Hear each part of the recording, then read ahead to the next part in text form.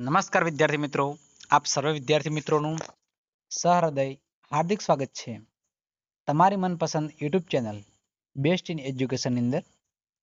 તો મિત્રો, આજે આપણે ધોરણ 9 વિષય ગુજરાતી ચેપ્ટર નંબર 5 ગુજરીના ગૃહકુંજે જે ગીત છે જેનું મિત્રો સ્વાધ્યાય પોથીનું સંપૂર્ણ સોલ્યુશન કરવા જઈ રહ્યા છીએ.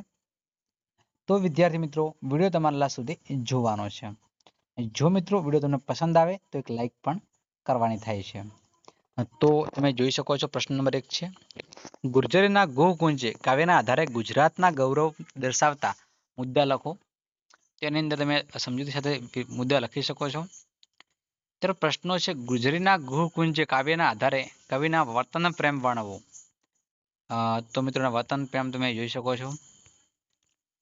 પ્રશ્ન નંબર 2 છે મિત્રો, કવિનો પ્રારંભના જીવન માટેનો અનુભવ શું હતો? એનો જવાબ તમે જોઈ શકો છો. પ્રશ્ન નંબર 3 નો મિત્રો ટૂંકા પ્રશ્નો છે, એક એક વાક્યમાં ઉત્તર છે.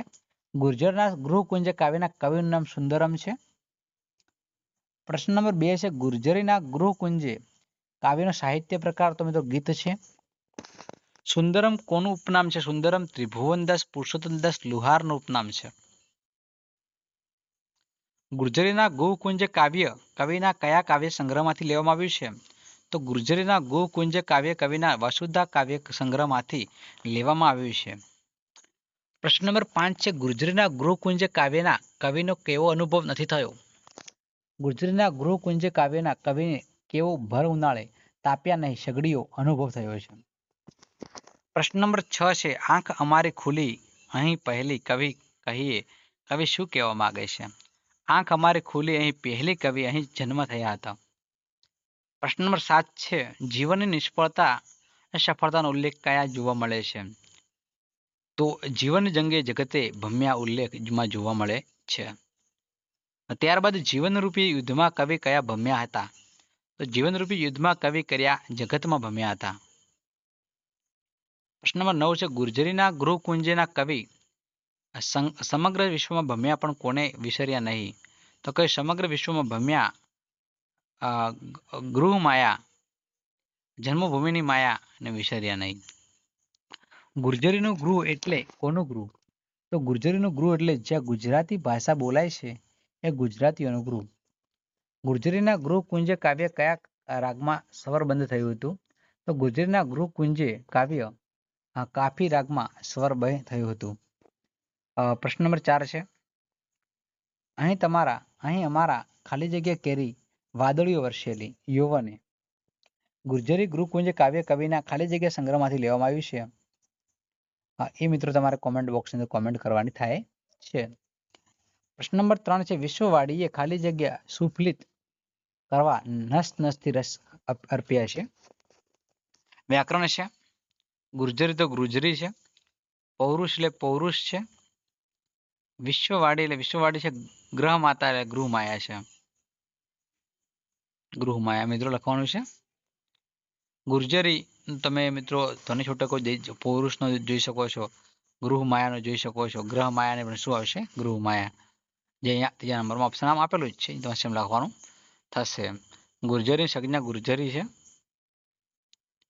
વ્યક્તિવાચક ગુર્જરી છે, જાતિવાચકમાં સગડી આવશે, ક્રિયાવાચકમાં જીવન આવશે. ત્યારબાદ મિત્રો ગુર્જરી ગૃહ કુંજે અમારું જીવન ગુંજે ગુંજે, અમારું એટલે સાર્વનામિક છે. પગલી ભરી અહીં પહેલી એટલે ક્રમિક સંખ્યાવાચક છે. અહીં અમારા યૌવન કેરી વાદળીઓ વર્ષેલી અહીં સ્થળવાચક છે. ગૃહ એ સદન છે.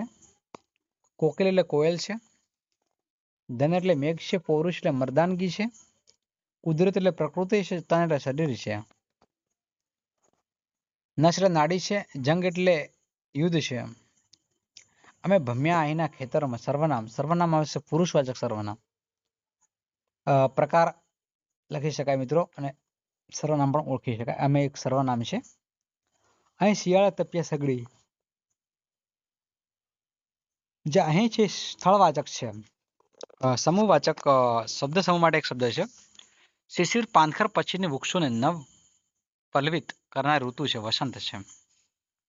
હિન્દુ કન્યાને પરણતી વખતે પહેરવાની લાલ કે કેસરી રંગની કિનારવાળી સફેદ રેશમી સાડી એટલે પાનેતર છે. જમીન પર્વત કે ઝાડમાં પડેલો મોટો ઊંડો ખાડો કે બખોલ એટલે કોતર છે. પ્રશ્ન નંબર 8 છે ગૃહકુંજ એટલે તત્પુરુષ છે. ધન ગર્જન એટલે તત્પુરુષ છે. વિશ્વવાડી એટલે કર્મધારય છે. નસ એટલે દ્વંદ છે. વિરોધી ખુલ્લું એટલે કે બંધ છે. પહેલું એટલે છેલ્લું છે. પ્રાણ એટલે નિષ્પ્રાણ છે. જીવન એટલે મરણ છે. રોવું એટલે હસવું છે અને ઉઠવું એટલે બેસવું છે. પ્રશ્ન નંબર 10 છે નીચે આપેલા શબ્દોને લિંગ ઓળખાવો. કુંજ એટલે સ્ત્રીલિંગ છે. યૌવન એટલે નપુંસકલિંગ છે. કોકિલ એટલે પુલ્લિંગ છે. ડુંગર એટલે પુલ્લિંગ છે. નસ એટલે સ્ત્રીલિંગ છે. જગત એટલે નપુંસકલિંગ છે. પ્રશ્ન નંબર 11 છે નીચેનામાંથી કયું રૂપક અલંકારનું ઉદાહરણ નથી? તો મિત્રો રૂપક અલંકારનું ઉદાહરણ ન કહી શકાય. રૂપક અલંકારનું ઉદાહરણ જીવન જંગે જગત ભમ્યા પણ નહીં વિસર્યા નહીં ગુરુ માયા. આ રૂપકનું ઉદાહરણ કહી શકાય. આંખ અમારી ખુલી અહીં પહેલી. આ પણ રૂપક અલંકાર. અહીં અમારા યૌવન કેરી વાદળીઓ વરસેલી. આ મિત્રો રૂપક અલંકારનું ઉદાહરણ કહી શકાય નહીં. પ્રશ્ન નંબર 12 છે મિત્રો કાળ ઓળખવાના છે. કાળની અવસ્થા ઓળખવાની છે. અહીં શિયાળે તાપ્યા એક વર્તમાન છે. તાપ્યા છો તમે, વર્તમાન કાળ છે. અમે ભમ્યા અહીંના ખેતરમાં ભવિષ્ય કાળ છે. ભવિષ્યમાં થઈ ગયું. ગુર્જરના ગૃહ કુંજે અમારું જીવન ગુંજે ગુંજે ભૂતકાળ છે. તો મિત્રો આ છે આપણો આજનો વિડીયો. જો વિદ્યાર્થી મિત્રો તમને વિડીયો પસંદ આવ્યો હોય તો અચૂક વિડીયોને લાઈક કરજો. ચેનલ પર નવા હોય, ચેનલને પહેલી વખત તમે જોઈ રહ્યા હોય તો ચેનલને અચૂક સબસ્ક્રાઇબ કરજો. બાજુમાં આપેલા બેલ આઇકનને પણ પ્રેસ કરજો જેથી કરી આવનારા વિડીયો નોટિફિકેશન સૌ પ્રથમ વિદ્યાર્થી મિત્રો તમને મળતી રહે. ફરી મળીશું એક નવા વિડીયો સાથે. ત્યાં સુધી આવજો. જય હિન્દ, જય ભારત.